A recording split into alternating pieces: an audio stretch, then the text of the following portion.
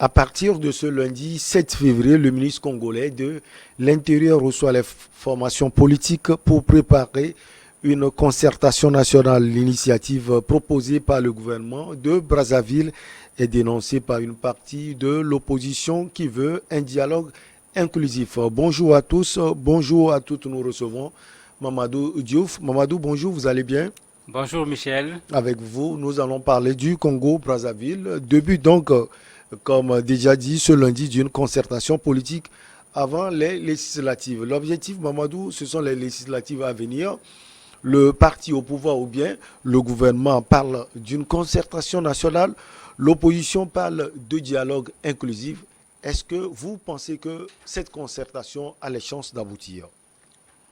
C'est un peu tôt pour le dire puisque c'est hier seulement que le ministre de l'Intérieur a commencé à recevoir les partis politiques. Il va falloir voir d'abord, puisque l'opposition parle d'inclusivité, est-ce que toute l'opposition a été invitée ou pas? Et quelle est la réponse que l'opposition donne par rapport à ce dialogue qui est proposé? Il faut dire également que ce n'est pas une nouveauté, ça se passe au Congo Brazzaville depuis 2009. À l'approche des élections, il y a cette concertation. Personnellement, je trouve que c'est une très bonne chose. Il faut qu'on sorte de ce piège ou bien de cet engrenage élection-violence. Et la meilleure façon pour en sortir, c'est de faire en sorte qu'avant les élections, qu'on s'entende sur les règles du jeu, surtout entre les partis qui vont participer à ce jeu, et que ces règles soient respectées. Maintenant, bien sûr, l'opposition est prudente parce qu'il y a eu combien de dialogues en Afrique, il y a eu combien de concertations en Afrique sur des questions électorales, et malgré tout, cela n'a pas résolu le problème, ce qui permet de comprendre un peu la réticence d'une partie de l'opposition du Congo-Brazzaville. Mais pour moi, dans le fond, c'est important, c'est à travers ces dialogues, cette concertation, qu'on peut résoudre les problèmes, puisque tout le monde a compris que gagner les élections, ce n'est pas le jour du scrutin. Il y a l'enrôlement des électeurs, vous avez l'élaboration des cartes, vous avez la distribution des cartes, vous avez le découpage électoral, vous avez là où on installe les bureaux de vote. Il y a tellement de choses dedans qu'il est important qu'il y ait un consensus entre les partis politiques en particulier et même la société civile pour que le cadre électoral soit un cadre accepté par tous. Et c'est le point de départ pour des élections apaisées. Est-ce que ce point de départ n'est pas déjà faussé quand on entend certains opposants?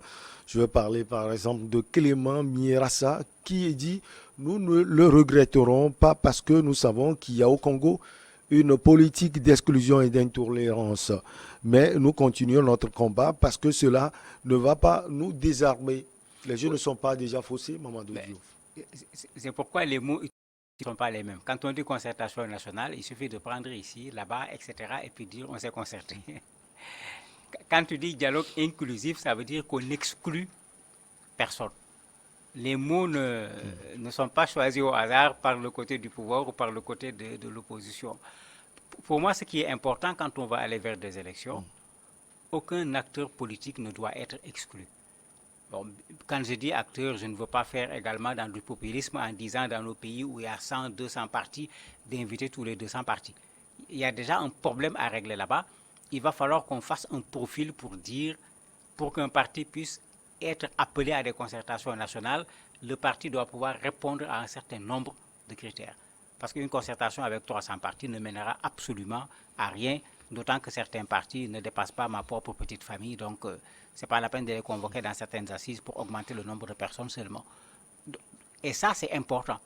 Maintenant, quand au contraire, vous avez un parti représentatif, ou bien un parti qui aujourd'hui vous dérange, et que pour des raisons stratégiques, vous trouvez le moyen d'écarter ce parti, mais ne parlons pas de processus. Le processus est en train d'être faussé dès le départ. C'est-à-dire vous donnez à des gens déjà des arguments pour contester des élections qui sont loin d'avoir lieu, puisque quand ils ne vont pas se retrouver là-bas, ils utiliseront la fameuse formule « ce qui se fait sans nous se fait contre nous », et vous allez les voir immédiatement commencer à dénoncer, et ils le montrent clairement déjà par sa prise de position, parce que tout simplement, ils n'ont pas encore, parce qu'il est bon d'insister également sur le mot encore, ça a commencé hier seulement, Ouais. ils n'ont pas encore été invités par le ministre. Donc attendons un peu de voir, est-ce que c'est une exclusion, ou bien est-ce que leur nom n'est pas encore sorti pour qu'il soit appelé comme les autres qui ont commencé à rencontrer le ministre de l'Intérieur. Alors, certains sont invités, dont Jean Itadi. Lui, il attend une réelle prise en compte des problèmes qui minent le Congo-Brazzaville. L'opposition est déjà divisée, on peut le dire. Oui, ce n'est pas quelque chose d'extraordinaire dans nos pays de façon générale, sauf en des moments de sursaut. Généralement, l'opposition est divisée. Bien sûr, le gouvernement a souvent sa part dans cette division de l'opposition, mais bon, c'est de bonne guerre. Tout le monde le sait. Quand on veut régner, il faut diviser. Et donc, ce n'est pas le pouvoir qui va. Parfois, le pouvoir fait cette erreur en créant les conditions pour que l'opposition se mette ensemble contre le pouvoir. Mais de façon générale, dans leur stratégie, c'est plutôt le contraire. Prendre un d'entre eux, même créer un parti qui viendra faire semblant de faire l'opposition et semer la zizanie à l'intérieur pour que les gens ne se mettent pas ensemble. C'est ça également la politique, parce que le parti au pouvoir veut continuer à rester au pouvoir. Ce n'est pas lui qui va donner de la force à l'opposition.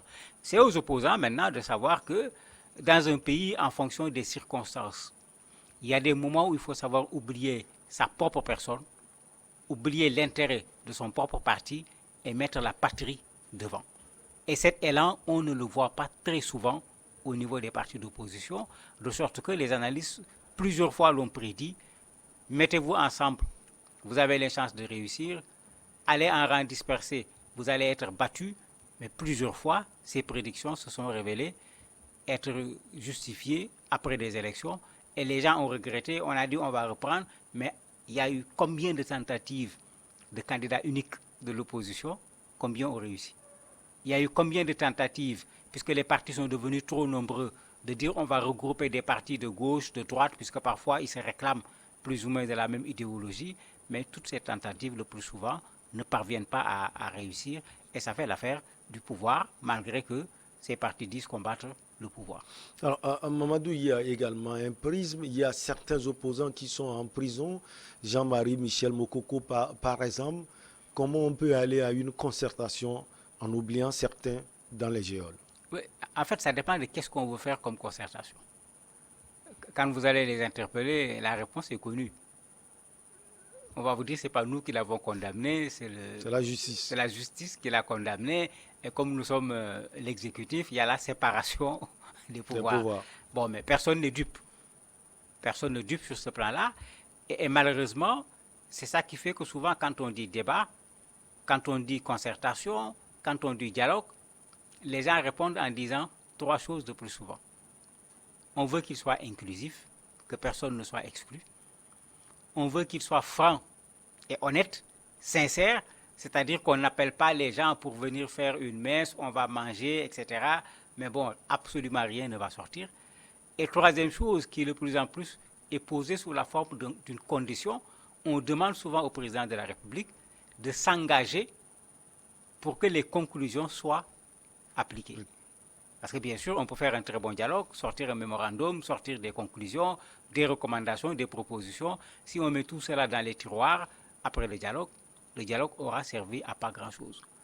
Il y a tous ces éléments qui sont là, qu'il faut réunir quand on veut qu'un dialogue réussisse. Quand on va vers les élections, à cause des enjeux, sont de fait une période de tension. C'est une période de tension également à cause du discours critique que l'on adresse par rapport à l'autre. On va parfois jusqu'à se moquer de l'autre parce qu'on veut gagner les élections. Si pendant ce temps maintenant, vous gardez certains en prison, vous empêchez à d'autres d'être candidats, puisque toutes ces stratégies sont utilisées, mais vous chauffez l'atmosphère, vous chauffez la température alors que les élections ne sont pas là. Et c'est ça qui fait que parfois, avant même le jour du scrutin, on assiste à des violences et après les élections, c'est reparti pour ce cycle infernal dont l'Afrique doit véritablement se détacher. Les élections sont un événement ordinaire dans le jeu démocratique. Au lendemain des élections, on ne doit pas se poser la question est-ce qu'on va aller au travail, est-ce qu'on ne va pas aller au travail. Les gens ont fini de voter le dimanche, le lundi matin, tout le monde doit se lever, aller vaquer à ses occupations. L'élection est passée, c'était la veille, on attend tout simplement les résultats. Alors, Mamadou, vous connaissez bien le Congo-Brazzaville et tous les problèmes qui minent ce pays. Qu'est-ce qu'il faut attendre de cette concertation, concrètement? De la sincérité, surtout des deux côtés. Parce que c'est tout le problème. Dès qu'on dit dialogue, chacun vient avec son agenda caché. Et dans un jeu d'agenda caché, le plus souvent, on va vers un échec.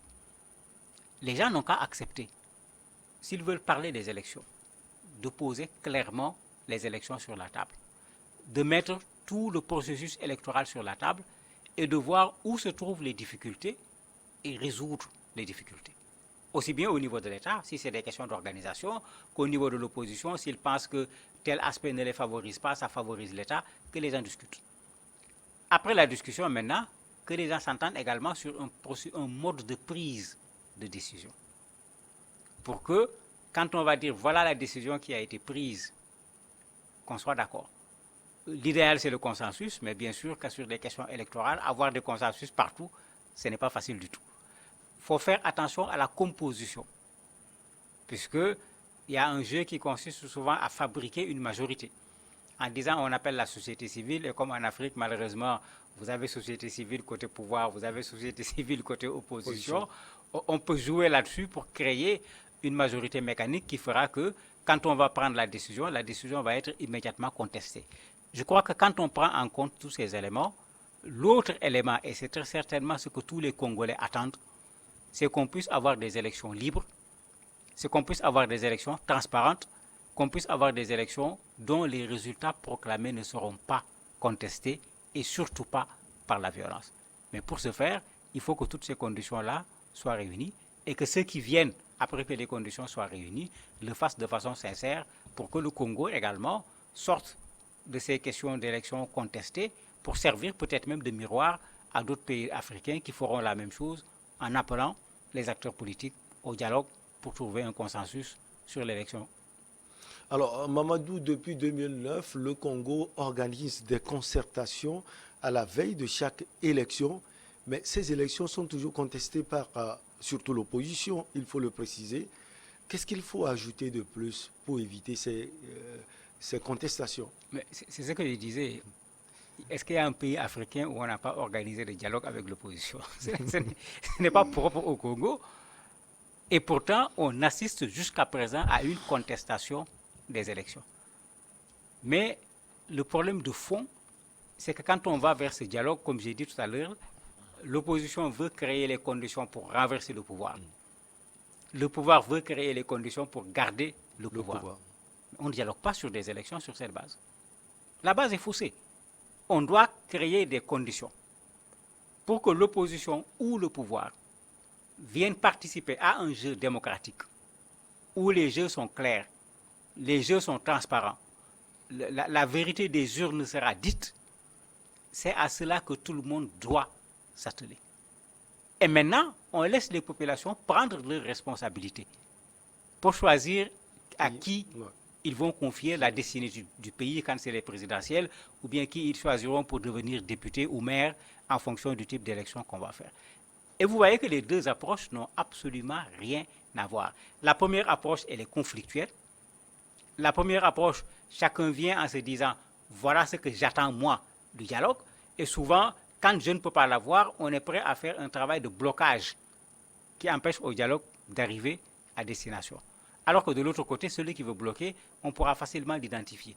Maintenant, il faut que des deux côtés, que l'opposition et le pouvoir comprennent que le pays n'appartient ni à l'opposition, ni au pouvoir, ni aux deux réunis. Il n'y a aucun de nos pays africains où tu peux trouver facilement un parti qui a 1 million de membres. Donc ceux qui ne sont pas dans le jeu politique en termes de militants sont les plus nombreux. De grâce, qu'on les respecte, ceux-là veulent aller voter dans des conditions claires, élire une personne ou bien un groupe de personnes et sortir de ces élections, continuer leurs activités pour que les pays africains puissent avancer. On a vraiment suffisamment discuté d'élections, il y a eu suffisamment de concertations, de réunions, de crises après les élections. Il faut qu'on passe à autre chose. Les élections, encore une fois, sont une activité ordinaire dans une démocratie. Merci beaucoup, Mamadou Diouf. La petite pause et derrière, on reçoit l'invité du jour.